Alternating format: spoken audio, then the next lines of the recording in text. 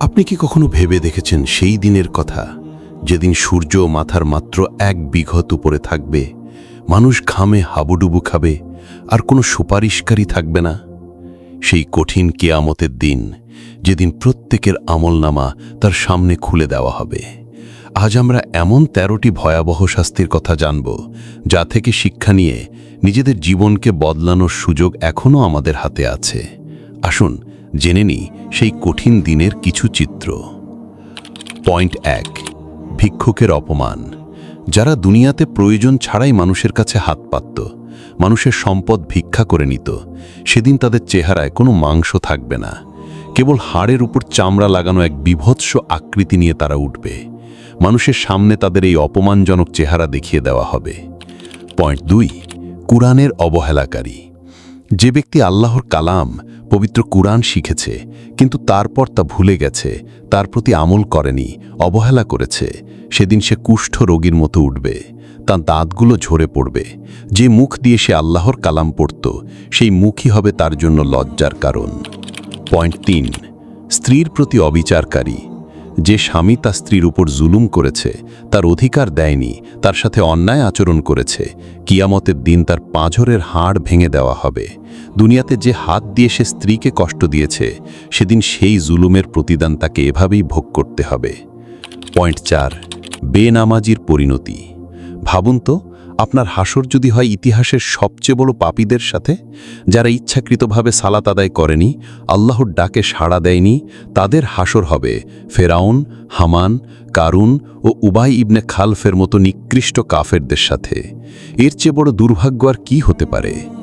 Point 5, হত্যাকারীর কপালে লেখা।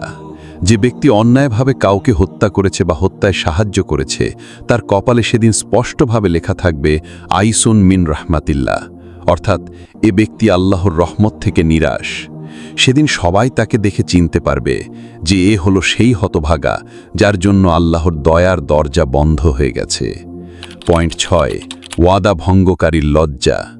যে ব্যক্তি ওয়াদা দিয়ে ভঙ্গ করেছে, মানুষের সাথে প্রতারণা করেছে, তাকে সেদিন চেহারার উপর ভর দিয়ে টেনে হিচড়ে নেওয়া হবে, আর তার পেছন দিকে একটি অপমানের পতাকা লাগিয়ে দেওয়া হবে। যে যত বড় ওয়াদা খেলাফকারী, তার পতাকাও হবে তত বড়। সবাই তাকে দেখে বলবে, এ হলো সেই প্রতারক। পয়েন্ট 7, অধীনস্থদের প্রতি অবিচার। যারা তাদের অধীনস্থ কর্মচারী, শ্রমিক বা গৃহকর্মীর উপর ইনসাফ করেনি, তাদের অধিকার হরণ করেছে, সেদিন তাদের হাত ঘাড়ের সাথে শক্ত করে বেঁধে রাখা হবে। যে হাত দিয়ে তারা জুলুম করেছিল, সেই হাতই তাদের জন্য শাস্তির কারণ হবে। পয়েন্ট 8, জাকাত না দেওয়ার শাস্তি। আল্লাহ দেয়া সম্পদ থেকে যারা গরিবের হক জাকাত আদায় করেনি, কিয়ামতের দিন তাদের সেই সম্পদকে এক বিষধর সাপের রূপ দেওয়া হবে। সেই সাপ তার গলায় পেঁচিয়ে ধরে বলবে, আমি তোমার সেই সম্পদ যা তুমি জমিয়ে রেখেছিলে। পয়েন্ট 9, পেটুকের ক্ষুধা। দুনিয়াতে যারা শুধু পেট পূজারি ছিল, হালাল হারামের তোয়াক্কা না করে বেশি খেত, গরিবকে না দিয়ে নিজে ভোগ করত, সেদিন তারা হবে সবচেয়ে বেশি ক্ষুধার্ত। তাদের ক্ষুধা কোনোদিনও মিটবে না। পয়েন্ট 10, চগলখোরের আগুনের জিহ্বা। যে ব্যক্তি একজনের কথা আরেকজনের কাছে লাগিয়ে ঝগড়া বিবাদ সৃষ্টি করত, চগলখড়ি করত, তার জিহ্বাটি হবে আগুনের। যে জিহ্বা দিয়ে সে দুনিয়াতে আগুন লাগাতো, সেই জিহ্বাই সেদিন তার জন্য আগুনের কারণ হবে। পয়েন্ট 11, মিথ্যা স্বপ্নের বর্ণনাকারী।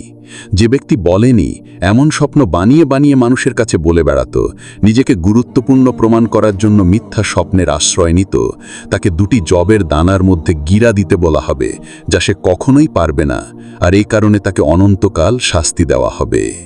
পয়েন্ট 12, ছবি বা মূর্তি নির্মাতার শাস্তি।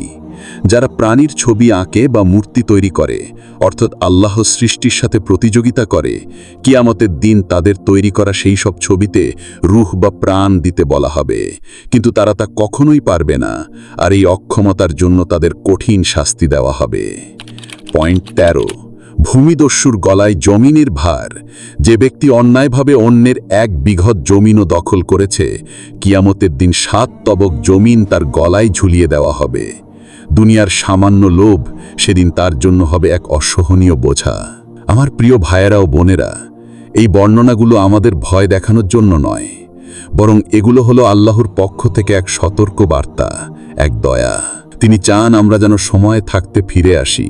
এই 13টি পাপের কোনো একটিও যদি আমাদের জীবনে থাকে, আসুন আজই এই মুহূর্তেই আল্লাহর কাছে তওবা করি, সালাত কায়েম করি, জাকাত আদায় করি, মানুষের অধিকার ফিরিয়ে দিই এবং সব ধরনের জুলুম থেকে নিজেকে বাঁচিয়ে রাখি। আল্লাহ সুবহানাহু ওয়া তাআলা আমাদের সবাইকে কিয়ামতের দিনের এই ভয়াবহ আযাব থেকে রক্ষা করুন এবং তার রহমতের ছায়ায় আশ্রয় দিন। আমিন। ভিডিওটি ভালো লাগলে লাইক দিন, শেয়ার করুন আর চ্যানেলটি সাবস্ক্রাইব করতে ভুলবেন না।